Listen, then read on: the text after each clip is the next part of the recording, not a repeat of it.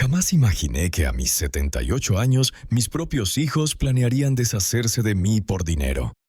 Sin embargo, aquel mensaje en la costa me salvó la vida. Me llamo Ramiro Aguilar Torres y lo que voy a narrarles marcó un antes y un después en mi existencia.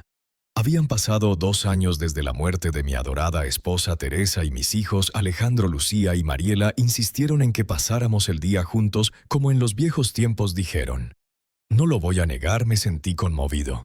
Desde que Teresa partió, la relación con ellos se volvió cada vez más fría. Alejandro, con sus 55 años, siempre ocupado en sus negocios. Lucía, de 52, inmersa en un mundo superficial de lujo. Y Mariela, la menor de 48, apenas me visitaba. Pero aquel día algo parecía distinto, sonreían más, se mostraban atentos, casi afectuosos. Estábamos acomodados bajo una sombrilla azul cerca de un pequeño restaurante llamado La Brisa del Mar. El oleaje era suave, las gaviotas cruzaban el cielo y yo disfrutaba mirando a otras familias compartir risas y juegos. Mis hijos conversaban animadamente sobre sus proyectos y por primera vez en años sentí que pertenecía a algo. Fue entonces cuando mi celular vibró. Un número desconocido. Normalmente no contesto a extraños, pero algo me empujó a revisar el mensaje. Sal de ahí sin hacer ruido. No digas nada a tus hijos. Un escalofrío me recorrió entero, más helado que la brisa marina. ¿Quién podía mandarme eso? ¿Y por qué mencionar específicamente a mis hijos? Miré a Alejandro, Lucía y Mariela. Seguían charlando, riendo, pero ahora sus gestos me parecían fingidos. El teléfono volvió a vibrar. Otro mensaje del mismo número. Es urgente.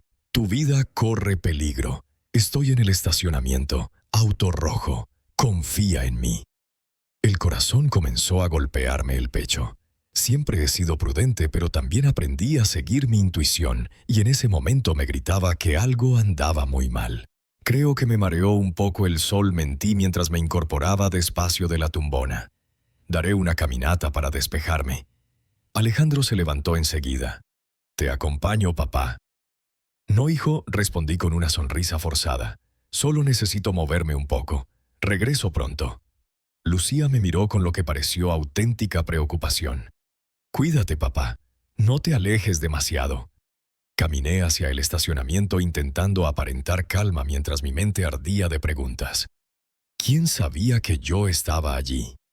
¿Quién conocía a mis hijos lo suficiente para advertirme así? Entonces la vi.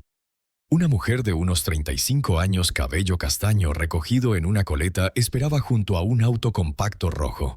Su mirada mezclaba miedo y firmeza, y la reconocí al instante. Ángela, murmuré incrédulo. Ángela Ramírez había trabajado como empleada doméstica en la casa de Alejandro por casi una década. La conocía bien, era responsable, discreta, madre soltera de una niña llamada Camila. Siempre me mostró respeto y yo a cambio me aseguré de que mi hijo la tratara con dignidad y le pagara justamente. Don Ramiro dijo con voz temblorosa, «Gracias por venir. Sé que esto puede parecerle muy extraño, pero necesito que me escuche con atención. Su vida está en peligro». El mundo pareció detenerse a mi alrededor. El sonido de las olas golpeando suavemente, las risas de los niños jugando en la arena, las voces lejanas del restaurante junto a la playa. Todo se desvaneció mientras trataba de asimilar esas palabras. «¿De qué estás hablando, Ángela?», pregunté intentando mantener la calma. Ella miró nerviosamente hacia la orilla donde seguramente Alejandro, Lucía y Mariela empezaban a preguntarse por qué me estaba demorando. «No podemos hablar aquí. Súbase al coche, por favor. Tengo algo que mostrarle».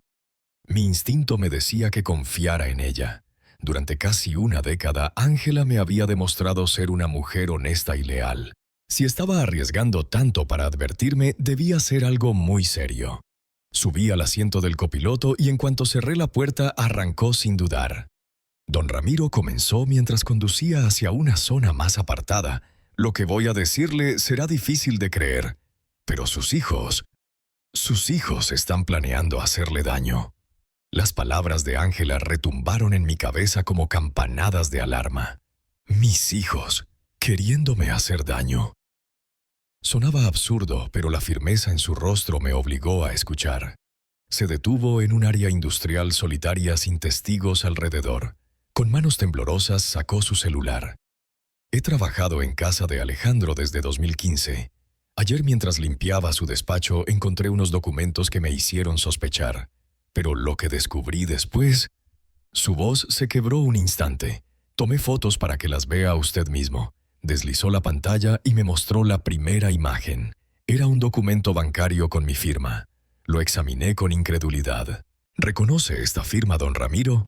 Me quedé mirando el celular con atención. Sí era mi letra, mi rúbrica inconfundible. Pero había algo que me helaba. La fecha apenas la semana pasada. Sí, es mi firma, murmuré, pero... Espera. Ese día estuvimos en el asado de la casa de Alejandro. Me pidieron firmar varios papeles. Dijeron que eran trámites del seguro médico familiar, añadió Ángela con gravedad. Eso pensé yo, pero mire lo que en realidad firmó. Amplió la imagen.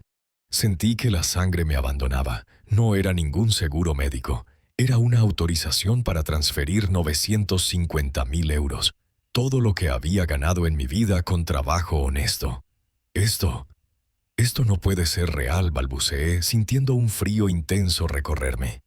Hay más, continuó Ángela mostrándome otra fotografía. Era un poder notarial que otorgaba a Alejandro control absoluto sobre mis bienes. Y la tercera imagen me dejó sin aire. Un borrador de testamento falsificado donde dejaba toda mi fortuna a mis 3 hijos sin incluir las donaciones a la iglesia que siempre había querido hacer. ¿Cómo es posible?, dije en un susurro. Yo estaba consciente cuando firmé. Recuerdo perfectamente ese día. Ángela me miró con una mezcla de compasión y urgencia. Don Ramiro. ¿Recuerda sentirse raro después de comer? Mareos, confusión, sueño. Un escalofrío me recorrió entero. Sí, había sentido un cansancio extraño esa tarde. Lo había atribuido al calor y a mi edad, pero ahora, el vino, admití con un hilo de voz. Encontré esto en la cocina de Alejandro, dijo mostrándome otra foto. Era un pequeño frasco con etiqueta médica bromazepam 6 miligramos. También había restos de un líquido incoloro. Mi mente comenzó a atar cabos a toda velocidad. El almuerzo que tanto insistieron en organizar mi somnolencia repentina, los documentos que firmé sin leer porque confiaba en ellos. Me drogaron. Susurré, sintiendo cómo se me helaba el alma. Más para mí mismo que para ella. Eso creo. Sí. Pero lo peor aún está por venir. Ángela respiró hondo antes de continuar. Anoche, mientras recogía los platos después de la cena, escuché una llamada de Alejandro. Hablaba con alguien sobre una deuda enorme. Don Ramiro mencionó la cifra 380.000 euros. Sentí que ese número me golpeaba como un puñetazo en el estómago. Era una cantidad imposible para cualquiera de mis hijos con sus ingresos habituales. Alejandro sonaba desesperado. Le decía a esa persona que el viejo problema pronto estaría resuelto, que tenía acceso al dinero necesario. Cuando pronunció su nombre, don Ramiro, supe que debía advertirle. ¿A quién le debe tanto?, pregunté con la garganta seca. No lo sé con certeza, respondió Ángela, pero escuché nombres que me helaron la sangre. Mencionó gente del barrio de Tepito conocida por préstamos ilegales. Alejandro repitió varias veces el nombre de Miguel el Navaja. Conocía esa reputación. La Ciudad de México tiene sus rincones peligrosos y los prestamistas sin escrúpulos son una plaga que uno cree lejana, hasta que toca a la familia. Pero si ya tienen acceso a mi dinero con esos papeles falsos, ¿por qué seguir? Ángela me interrumpió con el ceño fruncido. Porque hay un problema, don Ramiro. Los bancos ahora revisan con más cuidado las transferencias grandes hechas por adultos mayores. Necesitan que usted esté presente lúcido y ratifique personalmente operaciones mayores a 100.000 euros. Entonces entendí la magnitud del peligro. No bastaba con haberme drogado una vez para obtener mi firma.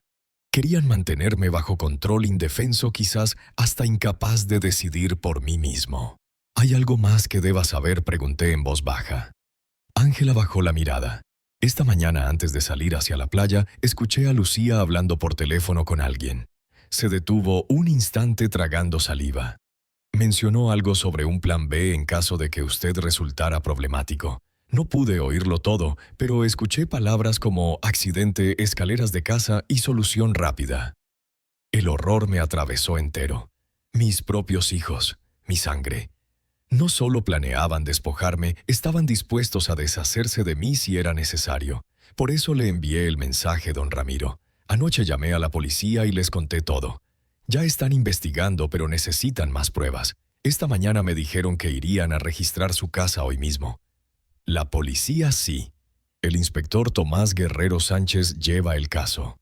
Él fue quien me sugirió advertirle discretamente cuando saliera con ellos. Ahora mismo un equipo va camino a su domicilio para ejecutar la orden de cateo. Mi mente intentaba asimilar lo que estaba viviendo. En cuestión de minutos había pasado de disfrutar un día familiar en la costa a descubrir que mis propios hijos planeaban drogarme, robarme y quizás matarme. ¿Qué hacemos ahora, Ángela? Tenemos que ir directo a la comisaría. El inspector Guerrero necesita tomarle declaración y hacerle análisis de sangre para confirmar si aún quedan rastros del fármaco que le administraron la semana pasada. Sentí una mezcla de gratitud y terror. Gratitud hacia esta mujer valiente que arriesgaba todo por salvarme. Y terror ante la traición inconcebible de mis propios hijos. Gracias, Ángela. No sé cómo pagarte lo que has hecho por mí. Ella me sostuvo la mirada con firmeza. Usted siempre me trató con respeto y dignidad, don Ramiro. Nunca permitiré que le hagan daño. Mientras nos dirigíamos a la comisaría, una sola pregunta me martillaba la cabeza. ¿Cómo había llegado mi familia a semejante nivel de desesperación? Y lo que era peor, ¿hasta dónde estaban dispuestos a llegar para quedarse con mi dinero? El camino hacia la comandancia de policía pareció interminable, aunque duró apenas unos minutos. Ángela conducía con evidente nerviosismo, mirando cada tanto los retrovisores, mientras yo luchaba por asimilar la magnitud de la traición que se cernía sobre mí.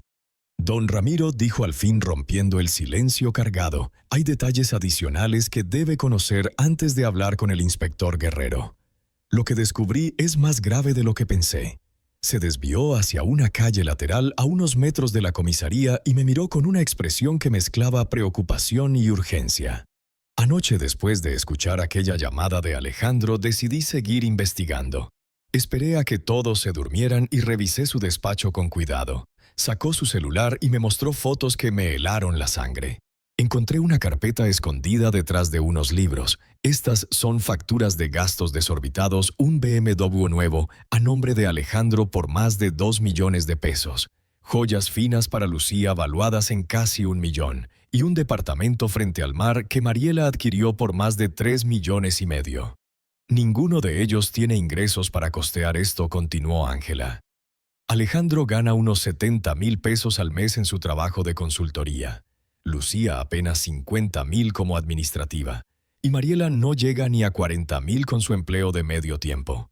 La matemática era irrefutable entre los tres, no alcanzaban ni a cubrir la mitad de esos lujos. ¿Cómo pagaron todo esto?, pregunté con un nudo en la garganta.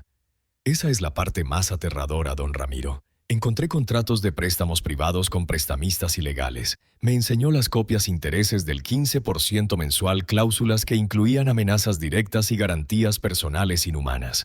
Alejandro debía más de 3 millones de pesos, Lucía 2,5 millones y Mariela poco más de 2. En total, 8 millones de pesos de deuda, dijo Ángela en voz baja.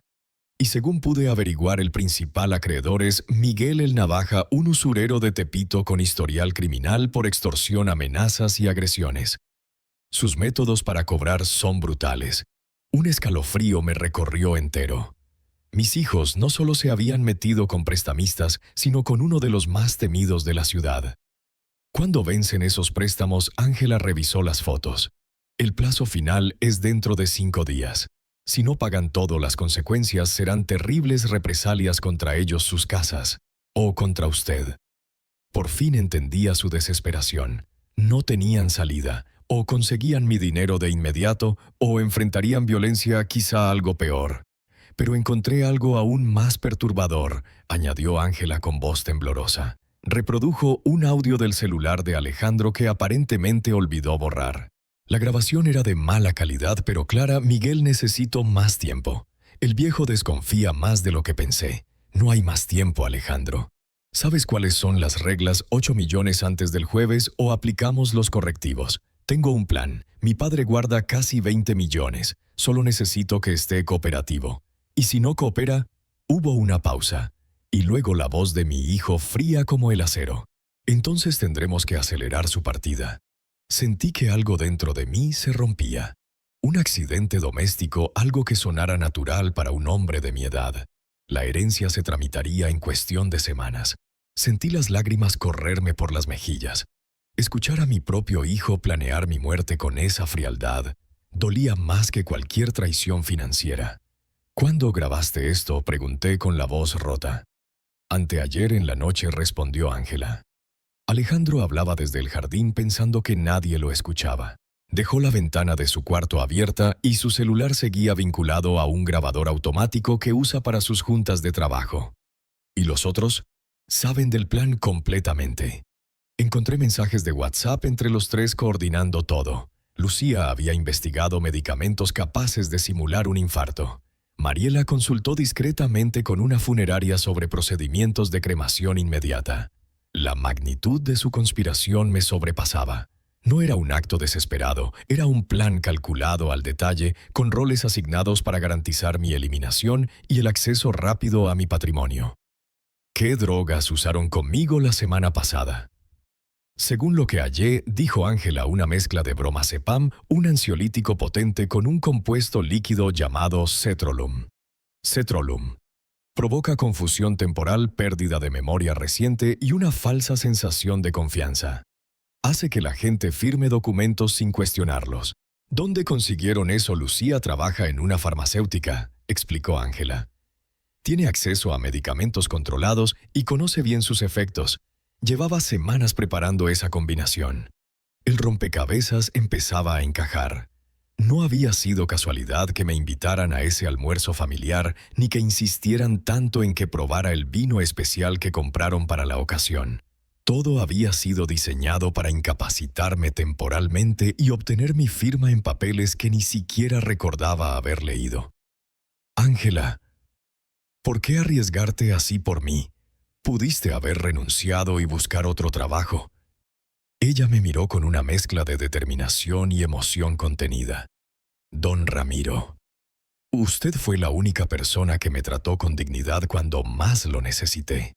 Cuando nació Camila y me convertí en madre soltera, usted se aseguró de que Alejandro me diera licencia de maternidad pagada. Y cuando mi hija enfermó el año pasado, usted pagó las cuentas del hospital sin que yo se lo pidiera. Sus palabras me atravesaron el alma. Además, añadió con firmeza: si permito que le hagan daño a alguien como usted, ¿qué ejemplo le daría a mi hija? Hay principios que valen más que cualquier empleo.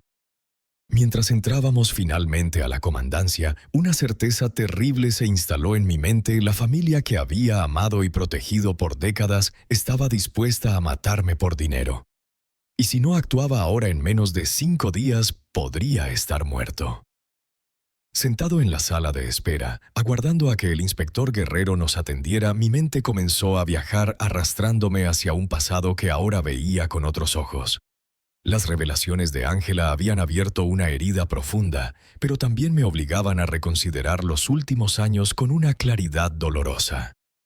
Todo había comenzado el 23 de septiembre de 2021. Teresa, mi compañera durante 52 años, falleció tras 6 meses de luchar contra el cáncer de páncreas. Recuerdo con nitidez cómo mis hijos se comportaron en aquellos días finales, atentos, cariñosos, aparentemente devastados por la pérdida inminente de su madre. Pero ahora, con esta nueva perspectiva, ciertos gestos que tomé por amor filial cobraban un matiz escalofriante. Durante las últimas semanas de vida de Teresa, Alejandro insistió varias veces en conocer todos los detalles financieros de la familia. Decía que era para ayudarme con los trámites cuando llegara el momento. Lucía había sido quien más insistía en preguntarme sobre mis ahorros y planes de retiro. «Papá, queremos asegurarnos de que tengas todo lo que necesites», repetía con aparente ternura. En aquel entonces interpreté su constante interés como preocupación genuina por mi bienestar. Mariela, la menor, había actuado de forma más discreta, se ofrecía a acompañarme a consultas médicas y reuniones bancarias con la excusa de apoyar a papá en estos momentos difíciles. Jamás imaginé que en realidad estaba memorizando información sobre mis cuentas e inversiones. Los primeros meses después del funeral fueron los más oscuros de mi vida. La casa se sentía hueca, silenciosa, cargada de recuerdos que me asfixiaban. Teresa había sido mi ancla, la razón por la que cada mañana encontraba fuerzas para seguir. Sin ella, caí en una depresión profunda que casi me devora. Fue entonces cuando hallé refugio en la fe. La parroquia de San Miguel se convirtió en mi santuario. El padre Antonio Romero Gil, un hombre sabio de unos 65 años, me acogió con comprensión y paciencia. Empecé asistiendo a misa dominical, luego a las celebraciones entre semana, hasta convertirme en un feligrés cotidiano. Don Ramiro, me decía el padre Antonio, el dolor que siente es la otra cara del amor que compartió con Teresa. No lo evite. Acéptelo como parte del lazo eterno que los une. Sus palabras me reconfortaron, y poco a poco encontré paz en la oración, en la meditación, y en sentir que pertenecía a algo más grande que mi propio sufrimiento. La Iglesia me devolvió estructura cuando mi vida carecía de rumbo y comunidad, cuando la soledad amenazaba con destruirme. Durante este periodo de renovación espiritual, mis hijos comenzaron a visitarme con más frecuencia. Al principio me ilusioné pensando que por fin estábamos logrando la unión familiar que Teresa siempre había anhelado. Alejandro venía los martes por la tarde, Lucía los jueves y Mariela los sábados. Parecía una rutina perfecta de apoyo, pero ahora con la mirada que me daban los hechos recientes detectaba patrones inquietantes. Siempre me hacían preguntas muy específicas sobre mi salud, si tomaba medicamentos, si tenía lapsos de memoria, si había pensado en designar a alguien para manejar mis asuntos en caso de emergencia médica. Las preguntas sobre dinero nunca faltaban, aunque disfrazadas de preocupación. Papá, ¿has considerado juntar tus ahorros en una sola cuenta para que sea más fácil de manejar? ¿No sería más conveniente tener acceso digital a todos tus fondos? ¿Has actualizado tu testamento desde que mamá falleció? Alejandro fue especialmente insistente con este último punto. En enero de 2022, apenas 4 meses después del funeral, me presionó para acudir al notario por precaución. En ese momento cedí creyendo que era el consejo sensato de un hijo responsable. Recuerdo con claridad esa visita. Alejandro me acompañó y no se apartó de mi lado durante toda la consulta. El notario, el licenciado García Valdés, había preparado varios documentos que, según Alejandro, modernizarían mis disposiciones testamentarias y protegerían mi patrimonio. Firmé todo con confianza, convencido de que aseguraba el bienestar futuro de mis hijos. Ahora, sin embargo, me atormentaba la idea de qué otros papeles pudieron colar entre esos documentos, poderes notariales, sin mi consentimiento, autorizaciones bancarias camufladas entre cláusulas legítimas. Lucía adoptó una estrategia distinta pero igualmente eficaz. Se presentaba como la administradora de la familia, ofreciéndose a encargarse de mis pagos y trámites. Papá, déjame ayudarte con estas cosas aburridas. Tú concéntrate en sanar. Poco a poco fue asumiendo control sobre buena parte de mis asuntos financieros. Pagaba mis servicios básicos, gestionaba mi correspondencia bancaria y renovaba mis seguros y suscripciones. Viéndolo ahora, esa ayuda le había dado acceso completo a todos los detalles de mis recursos. Mariela había optado por la táctica más sutil y emocional. Se presentaba como la hija empática, la que realmente entendía mi dolor. Papá, sabes que puedes confiar en mí para cualquier cosa. A veces los hermanos mayores no comprenden, pero yo siempre estaré contigo, decía con voz dulce. Sus visitas se llenaban de largas charlas sobre Teresa, recuerdos compartidos y planes para honrar su memoria. Pero ahora sabía la verdad. Durante esas conversaciones íntimas, Mariela sacaba información sobre mis deseos caritativos, mis intenciones de donar a la parroquia y mis planes futuros. Comprendí que cada hijo tenía un rol definido dentro de la conspiración. Alejandro se encargaba de los trámites legales y notariales. Lucía controlaba la administración diaria de mis finanzas, y Mariela manipulaba mi estado emocional para mantenerme vulnerable y confiado. El cambio más marcado ocurrió en los últimos 6 meses. Sus visitas se hicieron más frecuentes, pero también más tensas. Empecé a notar miradas cómplices entre ellos, conversaciones que se cortaban en seco cuando yo entraba a la habitación y un nerviosismo que no sabía cómo interpretar. En junio, Alejandro propuso organizar reuniones familiares más seguidas en su casa. «Papá, ahora que estás mejor, deberíamos pasar más tiempo juntos. Mamá habría querido vernos unidos», dijo con esa sonrisa que yo entonces creí sincera. Esos almuerzos dominicales en casa de Alejandro se convirtieron en rituales semanales que yo esperaba con genuina alegría. Pensaba que por fin habíamos logrado la armonía que Teresa siempre soñó. Pero hoy sé que para mis hijos esos encuentros tenían otro fin: estudiar mis hábitos, evaluar mi lucidez y preparar el escenario para su golpe final. El almuerzo del 8 de julio, cuando me drogaron para arrancar mi firma, fue simplemente la culminación de meses de una estrategia fríamente calculada.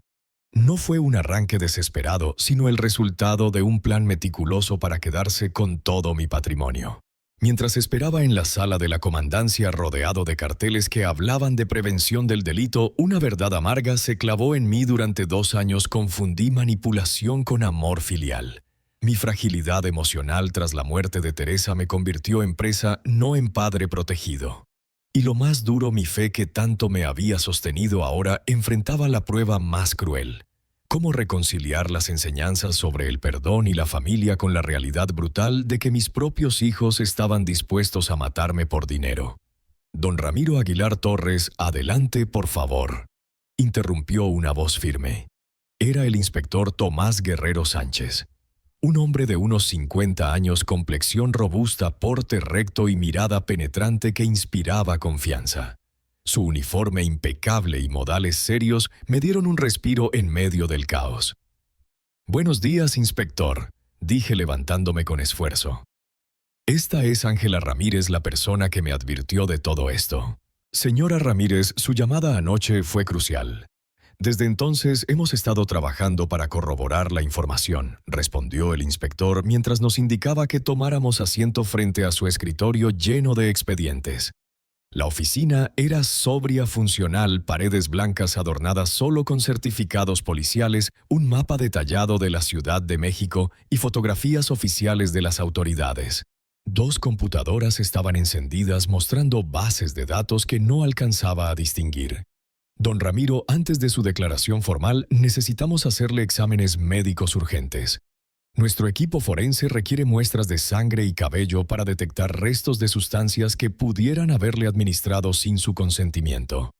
Aún es posible hallarlas después de 1 semana», explicó Guerrero.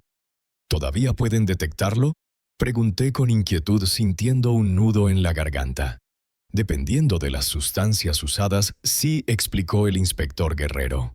«El bromazepam puede detectarse en sangre entre 3 y 7 días y algunos metabolitos permanecen en el cabello hasta por 3 meses. Si realmente le administraron la mezcla que describe la señora Ramírez, encontraremos evidencia». Un técnico forense entró cargando un maletín médico profesional. El procedimiento fue rápido pero exhaustivo. Extracción de sangre, toma de muestras capilares y un examen físico básico para evaluar mi estado de salud general. Durante el proceso, el inspector continuó informándome sobre los pasos legales que estaban en marcha. Con las pruebas fotográficas proporcionadas por la señora Ramírez, obtuvimos una orden judicial para intervenir las comunicaciones de sus hijos y allanar sus domicilios. «¿Ya están en mi casa?», pregunté con ansiedad. «Así es. Un equipo especializado está realizando registros simultáneos en las propiedades de Alejandro, Lucía y Mariela. También solicitamos al Banco Nacional el congelamiento preventivo de todas sus cuentas para impedir transferencias no autorizadas durante la investigación». La eficiencia de la policía me sorprendió. En menos de 24 horas desde la llamada de Ángela, habían montado una operación integral que protegía mis bienes y buscaba pruebas contundentes contra mis propios hijos. «Inspector, ¿qué ocurrirá cuando vuelvan de la playa y vean que todo fue registrado? Hemos coordinado la operación para que coincida con su ausencia. Nuestros agentes tienen instrucciones de terminar antes de su regreso. Sin embargo, necesitamos su colaboración para una fase decisiva». Guerrero se inclinó hacia mí adoptando un tono más confidencial. Don Ramiro, queremos montar una operación controlada para obtener confesiones directas de sus hijos. ¿Qué tipo de operación?, pregunté, sintiendo un escalofrío. Necesitamos que esta noche regrese a la casa de Alejandro como si nada hubiera pasado y lleve dispositivos de grabación ocultos. Si logramos que admitan el plan verbalmente, tendremos evidencia irrefutable de conspiración para fraude y posiblemente homicidio premeditado. La propuesta me heló la sangre. Volver al lugar donde mis propios hijos habían planeado envenenarme sabiendo que el plazo de sus deudas estaba por vencer me parecía un suicidio. No hay una opción menos peligrosa. Entiendo su preocupación, respondió el inspector hojeando sus notas, pero considere la situación legal actual. Tenemos pruebas documentales de falsificación, fotos de sustancias controladas y grabaciones telefónicas comprometedoras. Sin embargo, un abogado hábil podría argumentar que usted firmó los papeles de manera voluntaria, que los medicamentos tienen un uso legítimo y que las llamadas pueden ser interpretadas de múltiples formas. Ángela, que había estado callada hasta entonces, tomó la palabra con firmeza. Don Ramiro, yo estaré allí para protegerlo. Puedo asegurarme de que no consuman nada y mantendré contacto constante con la policía. La señora Ramírez tiene razón, asintió Guerrero. Ella será nuestra colaboradora oficial en la operación. Además, añadió, instalaremos vigilancia externa y unidades de respuesta rápida a 2 cuadras. ¿Y si algo sale mal?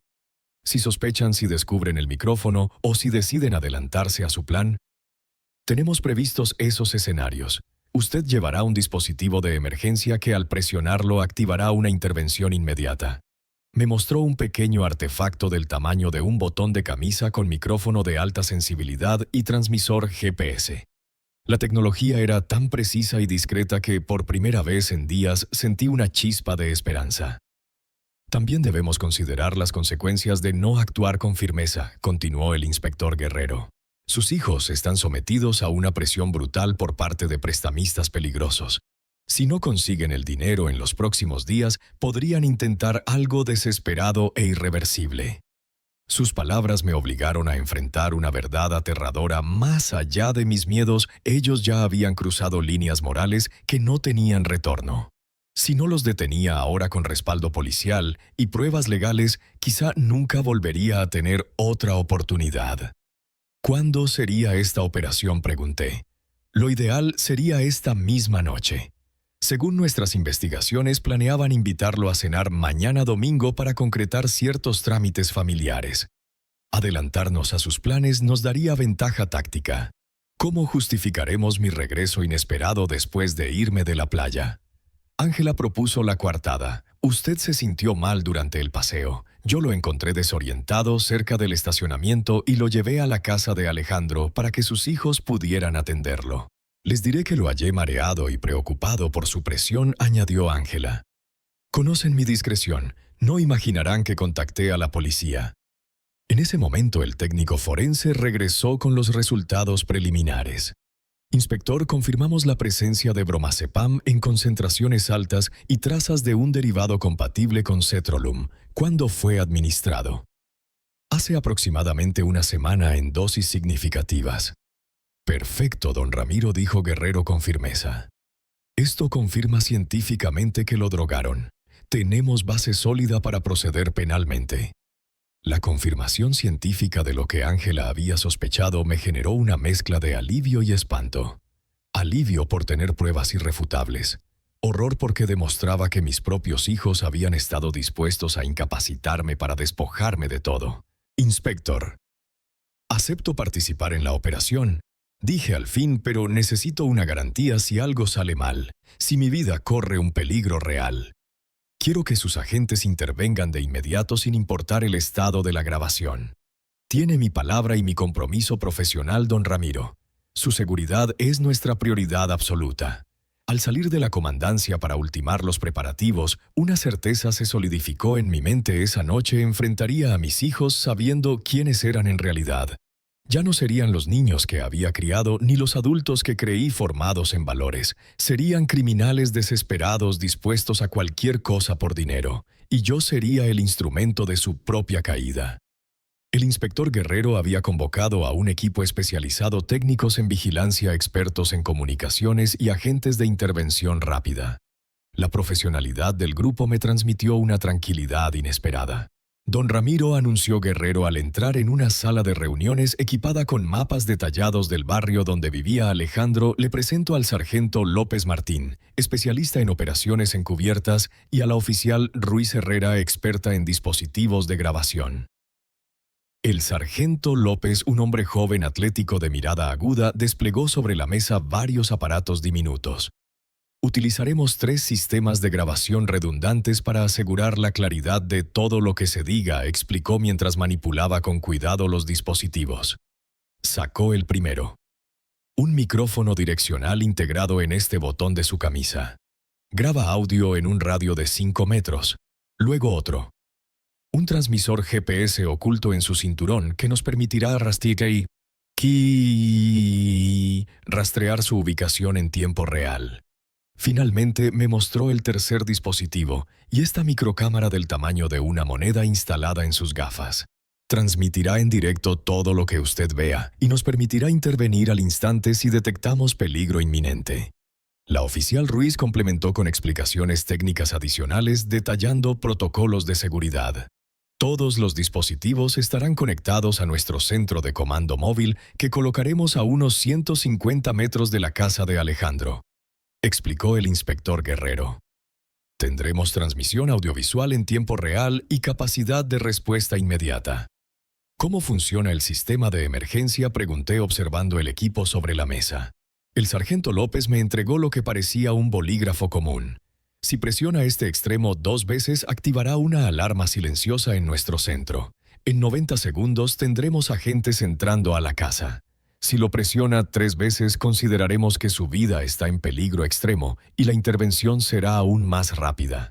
Ángela, que había estado atenta a cada detalle, intervino con una duda clave. ¿Y yo cómo me comunico con ustedes si noto algo sospechoso antes de que don Ramiro active la emergencia? Excelente pregunta, señora Ramírez, respondió la oficial Ruiz mostrando un teléfono aparentemente normal. Está configurado con marcación rápida. El número 1 indica que todo está bajo control, el 2 que se requiere precaución y el 3 que deben intervenir de inmediato. El inspector desplegó varias fotografías aéreas de la colonia donde vivía Alejandro, señalando con marcadores rojos las posiciones estratégicas. Tendremos 6 agentes distribuidos en 3 vehículos camuflados, una camioneta de reparto frente al parque, un automóvil particular en la esquina sureste y una motocicleta de mantenimiento en la calle trasera. Todos los accesos estarán vigilados. ¿Y si mis hijos notan algo raro en mi comportamiento?, pregunté con inquietud. Tenemos una coartada creíble, respondió el sargento López consultando sus apuntes. Si actúan sorprendidos por su actitud, podrán atribuirlo al episodio médico que sufrió en la playa. Es normal que alguien de su edad se sienta alterado después de un susto así. Ángela complementó la idea. Yo les diré que lo encontré muy preocupado por su salud y que insistió en volver para estar cerca de ellos. Saben que soy discreta. No dudarán de mi palabra. ¿A qué hora debemos llegar a la casa de Alejandro?, pregunté. El inspector miró su reloj antes de responder. Nuestros equipos de vigilancia informan que regresaron de la playa hace 1 hora. Según los micrófonos instalados durante el cateo de esta mañana, han estado discutiendo sobre su desaparición inesperada. Están nerviosos, pero no parecen sospechar. ¿Encontraron algo más durante el registro? Sí, asintió Guerrero con seriedad. Hallamos la carpeta oculta que mencionó la señora Ramírez, además de 3 teléfonos adicionales con comunicaciones directas con prestamistas ilegales. También encontramos un frasco con cetrolum en el refrigerador de Alejandro etiquetado como medicina para papá. Sentí un golpe en el pecho. Habían llegado al punto de preparar supuestos medicamentos para seguir envenenándome. ¿Qué clase de conversación esperan que tenga con ellos?, pregunté con un nudo en la garganta. Lo ideal es que mencione inquietudes sobre su testamento o sus ahorros, explicó el sargento López. Si lo tranquilizan ofreciéndose a ayudarle a manejar su dinero, tendremos un momento perfecto para grabar confesiones incriminatorias. La oficial Ruiz agregó. También sería útil que diga sentirse confundido sobre documentos que recuerda haber firmado recientemente. Si sospechan que está cuestionando las firmas del 8 de julio, podrían revelar cómo las consiguieron. ¿Y debo enfrentarlos directamente? Decirles lo que sé. Absolutamente no intervino el inspector Guerrero con firmeza. Cualquier confrontación frontal podría alertarlos y desatar una reacción violenta. Mantenga la actitud de un padre preocupado pero confiado, indicó el inspector Guerrero. Permita que sean ellos quienes revelen información comprometida. Ángela sugirió un detalle práctico. Don Ramiro podría mencionar que se siente afortunado de tener hijos tan responsables que lo cuidan. Eso puede hacer que bajen la guardia y hablen con más libertad sobre sus planes para protegerlo. ¿Cuánto tiempo debo quedarme?, pregunté. Entre 1 y 2 horas, respondió el sargento López. Suficiente para obtener material sólido, pero no tanto como para levantar sospechas por su permanencia. El inspector me entregó un sobre sellado. Don Ramiro, aquí tiene las transcripciones de las llamadas interceptadas hoy entre sus hijos y Miguel el Navaja. Las amenazas han aumentado de manera alarmante. Abrí el sobre y comencé a leer. Sentí un frío en el estómago al encontrar fragmentos donde Miguel exigía el pago inmediato y detallaba con brutal precisión las consecuencias del incumplimiento. No eran advertencias vagas, eran descripciones gráficas de violencia dirigidas a cualquiera que interfiriera. ¿Cuándo planean detener a este Miguel el Navaja?, pregunté con voz tensa. Al mismo tiempo que usted esté con sus hijos, respondió Guerrero. Mientras obtenemos sus confesiones, otro equipo capturará a Miguel y desmantelará toda su red en Tepito. Queremos cortar el problema de raíz. La magnitud del operativo me impresionó. Ya no era solo un caso de traición familiar, era parte de una investigación más amplia contra un entramado criminal que había atrapado a muchas víctimas. ¿Está preparado mentalmente para esto?, don Ramiro preguntó la oficial Ruiz con genuina preocupación. Escuchar a sus propios hijos admitir que querían matarlo será devastador. Sus palabras me obligaron a mirar dentro de mí. Oficial, respondí con firmeza. He vivido 78 años y criado 3 hijos creyendo en valores como la honestidad, la lealtad y el respeto por la vida. Descubrir que mis propios hijos han pisoteado esos principios duele más de lo que puedo expresar. Pero dejarlos seguir adelante sería traicionar todo lo que Teresa y yo intentamos enseñarles. Ángela me tomó la mano con un gesto cálido. Don Ramiro, recuerde que no está solo. Estamos aquí para protegerlo y asegurar que se haga justicia. El inspector revisó su reloj y luego los de los demás. Son las 19:15. El despliegue inicia a las 19:30. Don Ramiro y la señora Ramírez llegarán a la casa de Alejandro a las 20:00 en punto. Para entonces, todos los sistemas estarán en funcionamiento. Mientras me colocaban con cuidado los dispositivos de grabación y comprobaban su correcto desempeño, sentí cómo el miedo y la determinación se mezclaban en mi pecho. En menos de 1 hora estaría frente a mis hijos sabiendo que tal vez sería la última conversación que tendríamos como familia. Después de esta noche ya no serían mis hijos. Serían delincuentes que habían intentado asesinar a su propio padre por dinero. A las 20:00 exactas, Ángela estacionó su automóvil frente a la casa de Alejandro. Mi corazón latía con tanta fuerza que temía que el micrófono captara cada golpe. La vivienda de 2 plantas con fachada moderna y jardín impecable lucía igual que siempre. Pero ahora la veía como el escenario de un juicio silencioso del que no habría retorno. Las luces del salón principal brillaban con un resplandor cálido que en otro momento me habría reconfortado. Esa noche, sin embargo, me parecían el falso brillo de una trampa bien tendida.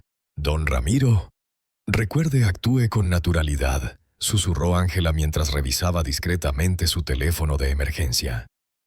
«Yo me encargo de las bebidas y la comida. No toque nada que no haya pasado por mí». Inspiré hondo, ajusté mis gafas con la microcámara y palpé el bolígrafo de emergencia en mi bolsillo derecho para asegurarme de que seguía ahí. Sentía el roce del cable del micrófono oculto en mi pecho, esperando que la camisa lograra disimularlo bien. La puerta se abrió antes de que siquiera tocáramos. Alejandro apareció con una expresión que mezclaba un falso alivio con una preocupación cuidadosamente ensayada. «Papá, gracias a Dios que estás bien. Nos tenías con el alma en un hilo cuando desapareciste de la playa sin avisar», exclamó mientras me abrazaba con efusividad. Ahora, con lo que sabía aquel gesto, me resultaba tan hipócrita que casi me daba náuseas. Ángela me encontró mareado cerca del estacionamiento, expliqué siguiendo el guión planeado. Me sentí confundido y desorientado. Creo que fue demasiado sol para alguien de mi edad. Lucía apareció desde la cocina secándose las manos con un delantal floreado. Su sonrisa parecía auténticamente aliviada, lo que por un instante me descolocó. ¿Quedaba en ella algún resto de cariño verdadero o era simplemente una actriz consumada? Papá, qué susto nos diste. Mariela está en la sala. Ya iba a llamar a los hospitales para saber si habías ingresado, dijo acercándose examinando mi rostro con una preocupación casi clínica. Mariela entró apresuradamente desde el fondo de la casa. Sus ojos mostraban ansiedad, una que cualquiera habría tomado por amor filial. Pero yo ahora veía como pura conveniencia. Papá, ¿te sientes mejor? ¿Quieres que te lleve al doctor? Tu presión ha estado inestable últimamente, dijo tomándome del brazo con una delicadeza exagerada. Estoy bien, hija. Solo necesito descansar un poco. Y quizá beber algo fresco, respondí, dejándome guiar hasta la sala principal. El interior de la casa reflejaba claramente el estilo de vida que habían financiado con deudas, muebles de cuero. Importado, una pantalla gigante de última generación, adornos que costaban más que el salario mensual de cualquiera de ellos. Cada objeto era un recordatorio del engaño en que habían estado viviendo. Ángela, por favor, tráeme agua mineral del refrigerador, pidió Alejandro con un tono aparentemente casual. Pero yo percibí la tensión escondida tras su voz. Claro, señor Alejandro, contestó Ángela dirigiéndose a la cocina. Ella había sido instruida para vigilar todo lo que me ofrecieran de beber. Me senté en el sofá principal desde donde podía observarlos a los tres. Lucía tomó asiento a mi derecha, Mariela a mi izquierda, y Alejandro permaneció de pie frente a mí, adoptando sin darse cuenta una postura dominante que decía más que sus palabras. Papá, hemos estado hablando sobre tu situación económica, empezó Alejandro con fingida preocupación. A tu edad, manejar tantos ahorros y trámites bancarios debe ser muy pesado. ¿Y por qué mencionas eso ahora?, pregunté, fingiendo sorpresa ingenua. Lucía intervino con tono suave calculado. Papá, sabemos que mamá siempre se encargaba de muchas cosas del hogar y del papeleo. Sin ella es normal que te sientas abrumado. Es cierto que algunas cosas se me han complicado, admití siguiendo el plan acordado con la policía. Últimamente me siento confundido con ciertos documentos que recuerdo haber firmado. Los tres intercambiaron miradas rápidas. La microcámara sin duda captó cada una. Alejandro carraspeó antes de contestar. ¿Qué tipo de documentos te preocupan, papá bueno? Recuerdo que firmé papeles hace una semana durante el almuerzo familiar, pero no logro recordar exactamente qué eran. Mi memoria ya no es lo que era, dije, evaluando cuidadosamente sus reacciones. Mariela se inclinó hacia mí con expresión comprensiva. Papá, eran solo papeles para actualizar tu seguro médico. Nada importante. Trámites que nosotros gestionamos para ayudarte. Pero tengo la impresión de que vi números grandes, cantidades que me llamaron la atención. Insistí, manteniendo un tono de aparente confusión. Alejandro se dejó caer en el sillón frente a mí. Intentó aparentar relajación, pero su cuerpo lo traicionaba, la tensión en sus hombros y mandíbula era evidente. Papá, quizás ha llegado el momento de que pensemos en un sistema más sencillo para manejar tus finanzas, algo que te quite preocupaciones y te permita disfrutar tu retiro sin cargas administrativas, dijo Alejandro con tono persuasivo. Ángela regresó en ese momento con una botella de agua mineral cerrada que abrió frente a mí antes de servirme un vaso. Sus movimientos eran precisos, dejando claro que el contenido no había sido manipulado. ¿Y qué tipo de sistema proponen?, pregunté tomando un sorbo del agua. Lucía se animó al instante. Podríamos abrir una cuenta mancomunada en la que uno de nosotros tenga autorización para manejar tus gastos diarios. Eso te liberaría de recordar pagos, inversiones o trámites bancarios, añadió Mariela con dulzura impostada. No perderías el control de tu dinero, papá. Sería solo para ayudarte. Tú seguirías siendo el dueño absoluto. Además, intervino Alejandro inclinándose hacia adelante, considerando lo que pasó hoy en la playa, quizás sería prudente tener contingencias por tu seguridad y tranquilidad. ¿Qué tipo de contingencias?, pregunté fingiendo curiosidad. Pues si llegaras a tener otro episodio de confusión o tu salud empeorara temporalmente, alguien de confianza necesitaría poder acceder a tus recursos para pagar medicinas, tratamientos urgentes o cualquier emergencia, explicó Lucía con aparente lógica. La conversación iba exactamente por el camino que la policía había anticipado. Mis hijos estaban desplegando argumentos que parecían razonables para quedarse con mi patrimonio, pero yo conocía sus verdaderas intenciones. ¿Y cuánto dinero creen que debería mantenerse en esa cuenta mancomunada?, pregunté fingiendo estar genuinamente interesado. Alejandro intercambió una mirada breve con sus hermanas antes de contestar. Para estar completamente seguros, quizá lo mejor sería transferir la mayor parte de tus ahorros. Así estarías protegido ante cualquier imprevisto. La mayor parte. Estamos hablando de los 950.000 euros que tengo guardados, dije con calma. El silencio que siguió fue sepulcral. Acababa de confirmarles la cifra exacta de mi patrimonio, la información que necesitaban para consumar su plan. Papá, ¿cómo sabes esa cantidad tan precisa?, preguntó Mariela con un interés que no pudo disimular del todo. La semana pasada revisé mis estados de cuenta, respondí. Fue después de nuestro almuerzo familiar cuando me sentí tan raro y somnoliento.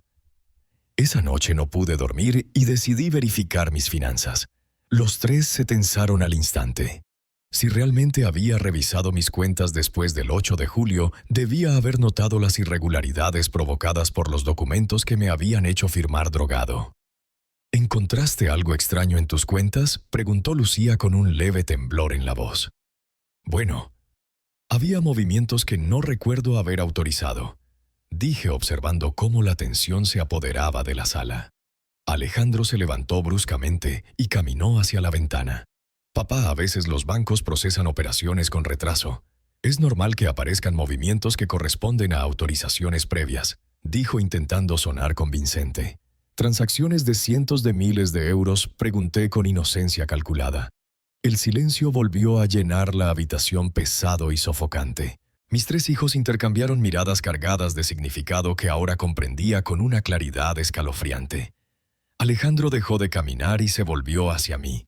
Su expresión intentaba transmitir calma, pero sus ojos revelaban la desesperación que comenzaba a consumirlo. Papá, creo que hay un malentendido respecto a esos movimientos bancarios, dijo regresando lentamente a su asiento con la cautela de un depredador que mide a su presa. Quizás sería bueno que aclaremos exactamente qué fue lo que viste en tus estados de cuenta, dijo Alejandro, intentando mantener la calma. Vi transferencias por montos altos que no recuerdo haber autorizado, repetí con ese tono de confusión vulnerable que había sostenido durante toda la conversación. Cantidades que, por cierto, podrían resolver problemas financieros muy serios. Lucía se movió incómoda en el sofá, tamborileando los dedos contra el cojín de piel. Papá, a veces firmamos documentos bancarios sin poner mucha atención en los detalles. Es normal a nuestra edad, digo a tu edad, balbuceó. ¿Insinúas que mi mente ya no funciona?, pregunté con calma, pero dejando entrever un filo oculto. Mariela intervino de inmediato intentando suavizar el comentario. Por supuesto que no, papá. Cristina solo quiso decir que manejar tantas cuentas puede ser pesado para cualquiera. Añadió usando el segundo nombre de su hermana, como lo hacía cuando la situación se tensaba. Pero pareciera que ustedes saben más de mis finanzas de lo que yo mismo recuerdo. Observé, dejando escapar por primera vez una nota de sospecha en mi voz. El silencio que siguió fue denso. Los tres intercambiaron miradas rápidas, como si se comunicaran sin palabras, hasta que Alejandro inhaló profundamente y adoptó un tono más directo. Papá, tenemos que ser sinceros sobre nuestra situación. ¿Qué situación?, pregunté fingiendo preocupación paternal. Los tres hemos tenido algunos problemas económicos, admitió Alejandro con la mandíbula apretada. Nada grave, añadió Lucía con un asentimiento rápido, solo deudas que se acumularon más de lo previsto. Papá, sabes que siempre hemos sido responsables, pero la economía está complicada. Todo subió, la vida diaria, los pagos y los sueldos no alcanzan, agregó intentando sonar razonable. ¿Qué tipo de deudas?, insistí con aire genuinamente preocupado. Mariela intercambió una mirada significativa con Alejandro antes de hablar hipotecas, autos, algunas inversiones que no salieron como pensábamos. ¿Cuánto deben en total?, pregunté, dejando caer la pregunta como un peso muerto en el aire. Los tres se tensaron. Nadie respondió al principio. Finalmente Alejandro murmuró: Es bastante, cientos de miles, susurró Lucía. Casi 400.000 euros, admitió al fin apenas audible. El impacto de mi pregunta fue fulminante. Alejandro empalideció, Lucía dejó escapar un sonido ahogado y Mariela llevó las manos a la boca como si quisiera atrapar las palabras que acababa de dejar salir. ¿Cómo saben esa cifra exacta?, preguntó Alejandro súbitamente nervioso. Porque es la misma cantidad que aparece en transferencias firmadas con mi nombre. Una firma que yo no recuerdo haber hecho conscientemente, respondí con una calma que no sentía por dentro. Ángela, que había permanecido discreta en un rincón, se acercó en ese momento para ofrecerme más agua. Sus movimientos eran deliberadamente pausados, dándome tiempo para observar la reacción de mis hijos. «Papá», dijo Mariela con voz quebrada, «si viste esos documentos, entonces sabes que estamos en una situación desesperada». «Desesperada». ¿Hasta qué punto?, pregunté mirándolos uno por uno. Alejandro comenzó a caminar en círculos, pasándose las manos por el cabello. «Papá, las personas a las que debemos dinero no son precisamente bancos», dijo con voz tensa. «¿Qué significa eso?», pregunté. «Significa que, si no pagamos pronto, las consecuencias no serán solo llamadas de cobranza», intervino Lucía con lágrimas empezando a brillarle en los ojos. «¿Qué tipo de consecuencias?», presioné sin levantar la voz. Mariela sollozó antes de contestar. «Papá, nos amenazaron». «¿Quién los amenazó?», pregunté, aunque ya conocía la respuesta. Alejandro se detuvo frente a la ventana, de espaldas a mí. Un hombre llamado Miguel. Miguel Fernández. Pero todos lo conocen por otro nombre. «¿Qué otro nombre?», insistí. «Miguel el Navaja», susurró Lucía. El nombre confirmó todo lo que la policía me había revelado. «¿Y qué les exige?». «¿Ese Miguel?», pregunté, observando cómo su fachada se desmoronaba. «Los 380.000 completos». «Más intereses», respondió Alejandro, girándose hacia mí con desesperación en el rostro. «En total casi 420.000 euros». «¿Cuándo vence el pago?», pregunté, manteniendo la voz controlada. «Pasado mañana». «El 20 de julio», respondió Alejandro sin mirarme. «¿Y qué pasa si no pagan?». El silencio se apoderó del salón. No era un silencio cualquiera, sino el de quienes han contemplado escenarios oscuros y tomado decisiones que no tienen marcha atrás. «Papá», murmuró Mariela con un hilo de voz. «Miguel nos dijo que tiene métodos para asegurarse de cobrar de una forma u otra». «¿Qué métodos?», inquirí mirando a cada uno de ellos. Alejandro volvió al sofá y se inclinó hacia adelante con una intensidad que me heló. «Papá, si algo te pasara a ti, si tuvieras un accidente o un problema grave de salud, heredaríamos de inmediato. El proceso sería rápido, sobre todo con el testamento y los poderes notariales ya listos». Las palabras me atravesaron como un cuchillo. «¿Estás diciendo que mi muerte les resultaría conveniente?», pregunté con frialdad. Lucía se cubrió el rostro con las manos. «Papá, no queríamos pensar en eso. Pero Miguel nos obligó a considerar todas las opciones». «Todas las opciones», repetí con asco contenido. Mariela rompió en sollozos antes de admitir. «Papá, Miguel dijo que si no obteníamos el dinero de ti, voluntariamente, tendríamos que asegurar el pago de otra manera». «¿Qué otra manera?», pregunté mirándola fijamente. Alejandro me sostuvo la mirada con una mezcla de vergüenza y desesperación. «Papá, a tu edad un accidente doméstico no levantaría sospechas. ¿Y ya tenían planeado ese accidente?».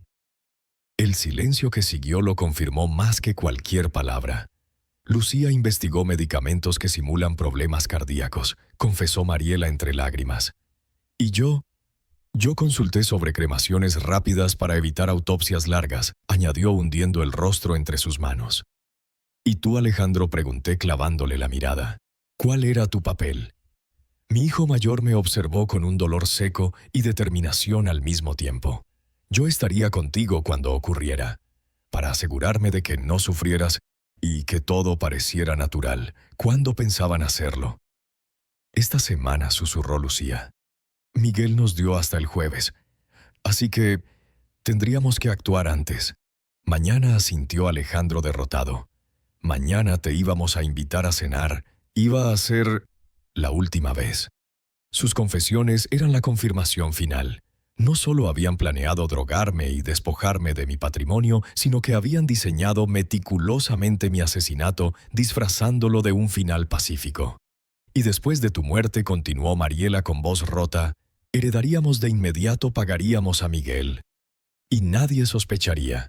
Te recordarían como un abuelo querido que falleció tranquilamente en casa de su hijo. ¿Son conscientes de que están describiendo el asesinato premeditado de su propio padre? Pregunté, mi voz más firme que nunca. Los tres comenzaron a llorar, pero ya no me conmovía. Esas lágrimas no eran de arrepentimiento, sino de miedo por sí mismos. Papá. No teníamos alternativa, gimió Alejandro. Miguel no acepta excusas. Si no pagamos, nos matará. Y luego vendrá por ti de todas formas. En ese instante, con cada palabra grabada en los dispositivos ocultos, comprendí que mi familia había cruzado un punto sin retorno. Ya no eran mis hijos, eran criminales desesperados, dispuestos a sacrificarme para salvarse. El reloj de pared marcaba las 9:15 cuando decidí que era suficiente. Las confesiones que acababa de escuchar superaban cualquier expectativa. No solo habían admitido el plan de envenenarme y vaciar mis cuentas, sino que habían revelado su intención clara y fría de matarme para acelerar su herencia. Hijos míos, dije con una calma que me sorprendió incluso a mí, lo que acaban de admitir constituye uno de los delitos más graves que contempla la ley en este país. Alejandro se irguió de golpe como si mis palabras hubieran encendido una alarma en su mente. Papá, ¿por qué usas esa palabra? ¿Confesarme? Hablas como si fueras juez o policía. Su comentario me hizo consciente de algo sin darme cuenta. Mi lenguaje se había teñido de términos legales, resultado de pasar toda la tarde rodeado de agentes y abogados. Alejandro, soy tu padre. Respondí manteniendo el tono sereno, y ustedes acaban de decirme con lujo de detalle que planeaban matarme mañana por la noche. ¿Cómo esperan que reaccione ante semejante revelación? Lucía se levantó del sofá con movimientos nerviosos. Papá, hablas raro. Tú siempre eres más emotivo cuando discutimos cosas graves en la familia. Mariela también se puso de pie estudiando cada rasgo de mi rostro con creciente atención. Papá, ¿te sientes bien? Hay algo distinto en ti desde que llegaste. La atmósfera comenzó a cambiar. Mis hijos estaban pasando de la culpa a la sospecha. Sus instintos de supervivencia despertaban percibiendo las grietas en mi actuación. ¿Distinto en qué sentido?, pregunté, intentando mantener la imagen del abuelo confundido. Normalmente después de escuchar algo tan fuerte estarías gritando, llorando o al menos temblando, observó Alejandro avanzando hacia mí con pasos medidos. Pero estás demasiado sereno, demasiado contenido. Ángela intervino desde su posición junto a la cocina. Don Ramiro ha estado muy alterado desde el episodio en la playa. Quizá el shock le provocó esta reacción.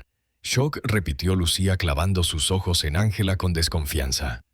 Ángela, tú fuiste quien encontró a mi papá en la playa. Cierto, así es, respondió ella con la versión ensayada. ¿Dónde?, presionó Mariela. Cerca del estacionamiento. Parecía desorientado, preocupado por su presión, respondió Ángela intentando sonar natural. ¿Y por qué estabas tú en la playa?, insistió Mariela. Se supone que hoy era tu día libre y casi siempre lo pasas en casa con Valeria. La precisión con la que conocían la rutina personal de Ángela me estremeció. Mis hijos habían estado vigilando hasta los movimientos de su empleada, lo que revelaba un nivel de control y paranoia escalofriante. Valeria quería ir al mar, así que decidimos pasar el día allá, contestó Ángela, pero su voz dejaba entrever un nerviosismo que comenzaba a notarse. Alejandro se colocó justo frente a mí, inclinándose para mirarme a los ojos. Papá, hay algo que no encaja en todo esto. ¿Qué no encaja?, pregunté sintiendo cómo la tensión me quemaba por dentro. Primero desapareces de la playa sin explicación. Luego regresas horas después con Ángela que casualmente te encontró. Ahora nos interrogas sobre nuestras finanzas usando términos legales y encima reaccionas con una calma que no es normal en ti. Me analizó con una precisión que me heló la sangre. Su deducción era demasiado certera. Mi fachada había sido sólida al inicio, pero sostenerla ante semejantes confesiones estaba exigiendo un control emocional que no sabía si podía mantener. Alejandro, dije al fin dejando caer parte del disfraz, acabo de descubrir que mis propios hijos planeaban asesinarme. ¿De verdad esperabas que reaccionara con histeria? Esperaba que reaccionaras como nuestro padre, no como un maldito investigador, replicó cada vez con más tensión en su voz. Lucía, inquieta, se acercó a la ventana y apartó levemente la cortina. «¿Papá?», susurró. Hay varios autos estacionados en lugares extraños, una camioneta que nunca había visto y un coche que lleva mucho rato ahí afuera. Mi corazón empezó a golpearme el pecho. El operativo policial estaba siendo descubierto por mis hijos cuya paranoia había agudizado al máximo su percepción. «¿Qué insinúas?», Lucía, pregunté, aunque conocía la respuesta. «Insinúo que tu desaparición en la playa no fue tan accidental como nos quisiste hacer creer», respondió girándose hacia mí con un gesto cada vez más hostil. Mariela se unió a su hermana junto a la ventana. «Lucía tiene razón. Hay demasiados coches extraños afuera para ser coincidencia». Alejandro caminó hasta un cajón del mueble del salón, sacó unos binoculares pequeños y comenzó a observar la calle. Su rostro se fue endureciendo con cada segundo. Papá dijo al fin con voz fría: «El hombre del coche azul lleva audífonos y hay equipo de comunicación en el asiento del copiloto. La camioneta de reparto no tiene ningún logotipo real. Y hay alguien adentro vigilando», añadió dejando claro que la situación se desmoronaba rápidamente. Ahora estaban convencidos de que yo era responsable de haber atraído esa atención. «¿Qué estás insinuando?», pregunté manteniendo el tono bajo. «Que nos traicionaste», espetó Alejandro con una dureza que jamás le había escuchado. «De alguna manera lograste alertar a las autoridades». Ángela intentó intervenir. «Señor Alejandro, don Ramiro ha estado conmigo toda la tarde. No tuvo oportunidad de contactar a nadie». «Toda la tarde contigo», repitió Lucía con un sarcasmo venenoso. «Qué casualidad la empleada que de repente se vuelve sombra de mi padre justo el día que aparecen patrullas encubiertas en nuestra calle. Ángela solo me ayudó cuando me sentí mal». Protesté intentando sonar convincente. Mariela volvió desde la ventana con los ojos encendidos de ira. «¿Sabes qué? Papá, creo que ya entendí qué pasó. Ángela descubrió algo, te lo dijo, y juntos llamaron a la policía». «Eso es absurdo», dije, pero... Alejandro me interrumpió avanzando hacia mí con agresividad contenida. «Ah, sí. Entonces explícame por qué llevas una camisa distinta a la que tenías esta mañana en la playa». Su observación me golpeó como un rayo. Durante la preparación del operativo en la comandancia, había tenido que cambiarme para acomodar los dispositivos. Ese pequeño detalle ahora ponía todo en riesgo. Me la cambié porque la otra estaba empapada de sudor mentí. «¿Y de dónde salió esta?». «No la reconozco de tu closet», replicó Lucía con la mirada aguda de quien había memorizado mis hábitos durante años. Antes de que pudiera responder, Alejandro se lanzó sobre mí y comenzó a palpar mi camisa con manos rápidas y precisas. «Papá, aquí hay algo duro, como un botón extraño». Sus dedos encontraron el dispositivo oculto. «Es un micrófono», rugió arrancándolo y levantándolo en alto antes de tirarlo al suelo y aplastarlo con furia. «Nos está grabando». Lucía corrió hacia mí y comenzó a examinar mis gafas. «Y esto parece una cámara». Mariela se volvió hacia Ángela con expresión asesina. «¿Tú fuiste quien los contactó, señora Mariela, por favor», gritó Ángela retrocediendo hacia la pared. Alejandro trituró el micrófono bajo su zapato fuera de sí. «Papá, acabas de destruir a tu propia familia. Nos acabas de condenar a todos». Y en ese instante, como si hubieran estado esperando esa confirmación, las puertas principal y trasera se abrieron de golpe con estrépito. Policía Federal, al suelo ahora agentes armados irrumpieron desde todos los ángulos, llenando la sala con gritos de órdenes firmes y el chasquido metálico de las esposas listas para cerrar. Entre los primeros en entrar, el inspector Guerrero avanzó directo hacia mí con la determinación fría de quien acaba de atrapar a su presa principal. «Don Ramiro, ¿está usted herido?» «Estoy bien, inspector», respondí mientras observaba cómo mis 3 hijos eran inmovilizados contra el suelo con las manos esposadas detrás de la espalda. Papá, gritó Alejandro mientras un agente le ajustaba las esposas. «Nos traicionaste. Somos tu familia». Don Ramiro llamó la oficial Ruiz desde la entrada. «Hemos detenido simultáneamente a Miguel Fernández, alias El Navaja, y a 2 de sus cómplices en Tepito. Encontramos pruebas que confirman las amenazas contra usted y su familia». Lucía sollozaba sin control mientras era levantada del suelo. «Papá, éramos tus hijos. ¿Cómo pudiste hacernos esto?» «Eran mis hijos», respondí con una firmeza que no sabía que tenía hasta el día en que decidieron asesinarme por dinero. Mariela me lanzó una mirada cargada de odio mientras era escoltada hacia la salida. «Te vas a arrepentir. La familia se cuida, no se traiciona». «Señora Ramírez», dijo el sargento López acercándose a Ángela, «su valentía ha salvado una vida y ayudó a desmantelar una red criminal. Tendrá protección policial hasta que termine el proceso». Mientras veía cómo a mis 3 hijos los subían a vehículos separados de la Policía Federal, una mezcla de alivio y devastación se apoderó de mí. Había preservado mi vida, pero había perdido para siempre a mi familia. Los meses posteriores a aquella noche del 16 de julio fueron un torbellino de audiencias, declaraciones judiciales y verdades dolorosas que siguieron desmoronando lo que alguna vez llamé hogar. El proceso judicial inició el 15 de agosto de 2023, cuando la Fiscalía de la Ciudad de México presentó cargos formales contra Alejandro, Lucía y Mariela por tentativa de homicidio calificado, asociación delictuosa y administración fraudulenta de bienes familiares. El juicio se llevó a cabo en la Sala Penal del Tribunal Superior de Justicia, un recinto solemne con techos altos y muros de madera oscura que imponían respeto. En las primeras audiencias enfrenté lo surrealista testificar contra mis propios hijos sentados en el banquillo de los acusados, vestidos con uniformes carcelarios, con expresiones que oscilaban entre la vergüenza y el rencor.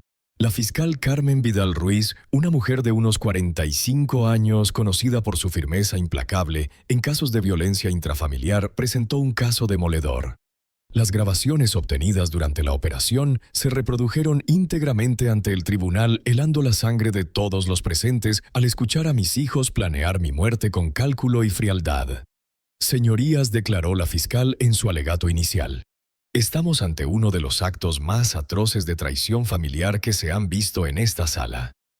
3 adultos beneficiarios durante años del esfuerzo y amor de su padre conspiraron minuciosamente para envenenarlo, despojarlo de su patrimonio y finalmente quitarle la vida para quedarse con su herencia.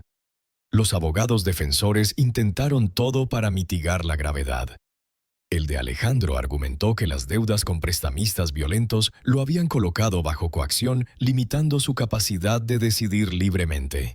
La defensa de Lucía alegó que había actuado bajo la presión psicológica de sus hermanos mayores.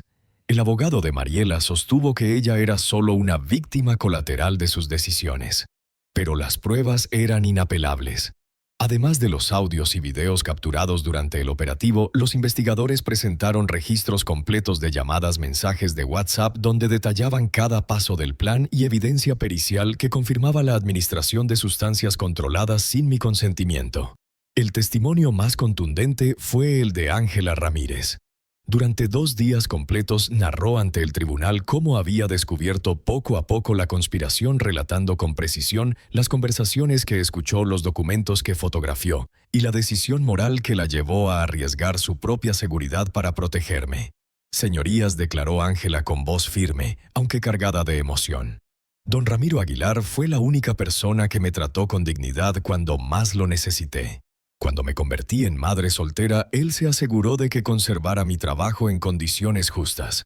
Cuando mi hija enfermó, él mismo pagó las cuentas médicas sin que yo lo solicitara. No podía permitir que alguien tan bondadoso fuera asesinado por su propia familia». Sus palabras resonaron en la sala y varios miembros del jurado se conmovieron visiblemente mientras describía los detalles del día que me salvó. El momento más devastador del juicio llegó cuando se reprodujo la grabación completa de las confesiones de mis hijos.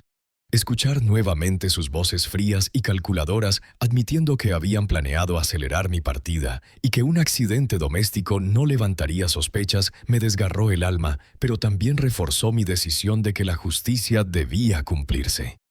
Alejandro intentó hablarme directamente durante su testimonio. Papá, quiero que sepas que nunca hubiéramos llevado a cabo realmente ese plan. Era pura desesperación, solo palabras bajo presión extrema. Lo miré fijamente a los ojos y respondí con una calma que me sorprendió. Alejandro, las grabaciones prueban que fijaron fechas específicas, métodos concretos y hasta planes de contingencia para eliminar pruebas. Eso no son solo palabras, eso es planeación criminal. Lucía también intentó apelar a mis sentimientos de padre. Papá, seguimos siendo tu familia. Cometimos errores terribles, pero somos tus hijos. ¿No significa eso algo para ti? Significó todo para mí durante 78 años, contesté con la voz quebrada. Pero ustedes decidieron destruirlo el día que concluyeron que mi dinero valía más que mi vida. Mariela fue la última en testificar, y su estrategia fue la más manipuladora. Papá, mamá estaría devastada al ver cómo destruiste a tu familia. Ella siempre nos enseñó que en la familia se perdona. Sus palabras me atravesaron como un cuchillo, pero recordé a Rosa y encontré fuerza en su memoria. Tu madre me enseñó el amor incondicional, sí, pero también me enseñó justicia y a proteger a los inocentes. Ella jamás habría permitido que atentaran contra la vida de su propio padre. La fase más reveladora del juicio llegó cuando la fiscal presentó nueva evidencia descubierta en la investigación ampliada.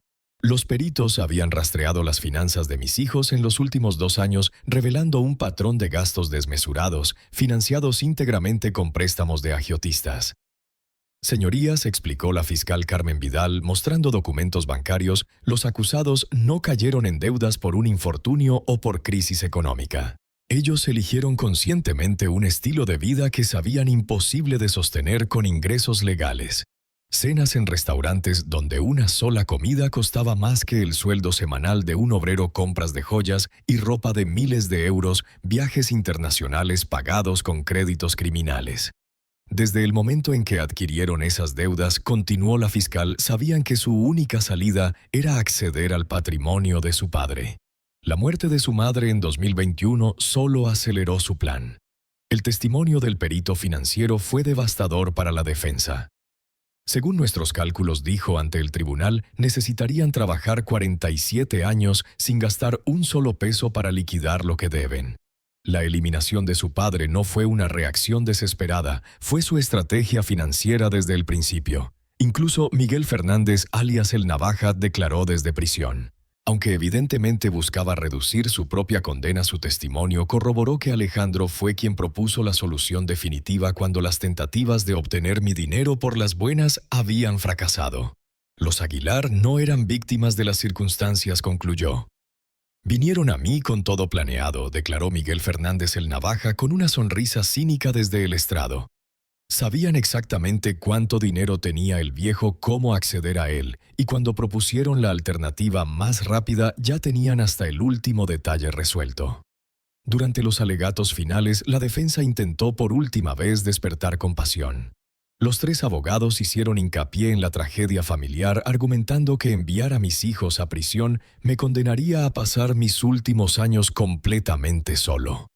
La fiscal Carmen Vidal desmontó sus argumentos con precisión. Señorías, los acusados no merecen indulgencia por los lazos de sangre que ellos mismos eligieron traicionar. Don Ramiro Aguilar no estará solo. Estará protegido de quienes demostraron estar dispuestos a asesinarlo por ambición. El 18 de diciembre de 2023, tras 3 días de deliberación, el jurado emitió veredictos unánimes de culpabilidad en todos los cargos. El presidente del Tribunal Superior pronunció las sentencias con la solemnidad que el momento exigía. Alejandro Aguilar Torres, Luciela Aguilar Torres y Mariela Aguilar Torres son declarados culpables de tentativa de homicidio calificado por vínculo familiar. asociación delictuosa, administración fraudulenta de bienes ajenos y suministro de sustancias controladas sin consentimiento. Cada uno cumplirá 15 años de prisión efectiva sin posibilidad de libertad condicional antes de 10 años. Al escuchar esas palabras, sentí una mezcla abrumadora de justicia, tristeza y alivio. Mis hijos estaban enfrentando las consecuencias de sus actos, pero eso no disipaba el vacío de haber perdido a las personas que alguna vez fueron mi razón de vivir. Miguel Fernández, el Navaja y sus cómplices recibieron condenas aún más severas: 18 años para él como líder de la organización criminal y 12 años para cada uno de sus socios por extorsión agravada y amenazas violentas.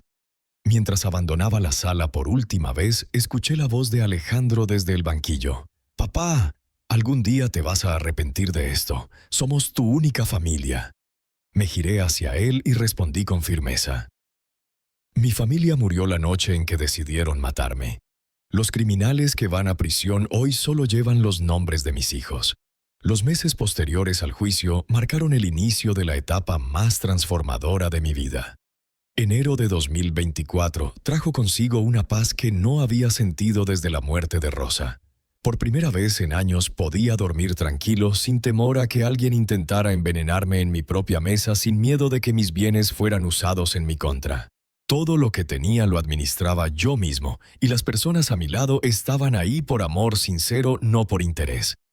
La primera decisión que tomé fue formalizar legalmente mi compromiso con Ángela y su hija Valeria. El 15 de febrero de 2024, acompañado de mi abogado y ante el notario García Valdés, el mismo que años atrás había sido manipulado por Alejandro, firmé la creación de un fideicomiso familiar que garantizara su futuro. Don Ramiro, me dijo el notario al revisar los documentos. Es admirable cómo ha convertido una experiencia tan dolorosa en una oportunidad de construir lazos verdaderos. Señor García, respondí mientras estampaba mi firma. Aprendí que la verdadera familia no se mide por la sangre, sino por la lealtad, el cariño desinteresado y la disposición a cuidarse mutuamente. Ángela no pudo contener las lágrimas cuando le expliqué los alcances del fideicomiso: un fondo completo para la educación de Valeria desde la primaria hasta estudios universitarios y posgrados si así lo deseaba, y un patrimonio que garantizaría la estabilidad económica de Ángela por el resto de su vida. Don Ramiro. «Esto es demasiado generoso», dijo Ángela con la voz quebrada por la emoción. Nosotras no esperábamos nada a cambio por hacer lo correcto. Precisamente por eso lo merecen, respondí, abrazándola como albergando a la hija que creí nunca volver a tener. Me salvaron la vida sin esperar beneficio alguno. Ahora quiero asegurarme de que tengan todas las oportunidades que mis propios hijos despreciaron. La llegada de Valeria a mi vida se dio con una naturalidad que me sorprendió.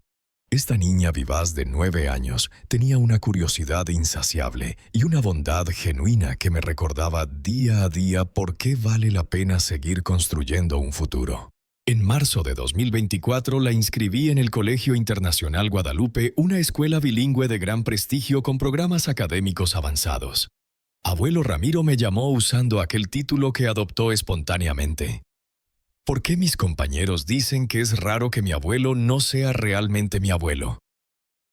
Sus palabras me estremecieron. Valeria, algunos abuelos tienen la fortuna de elegir a sus nietos y algunos nietos tienen la suerte de elegir a sus abuelos. Nosotros nos elegimos mutuamente. Desde entonces nuestras tardes se llenaron de rutinas que le daban nuevo propósito a mi vida.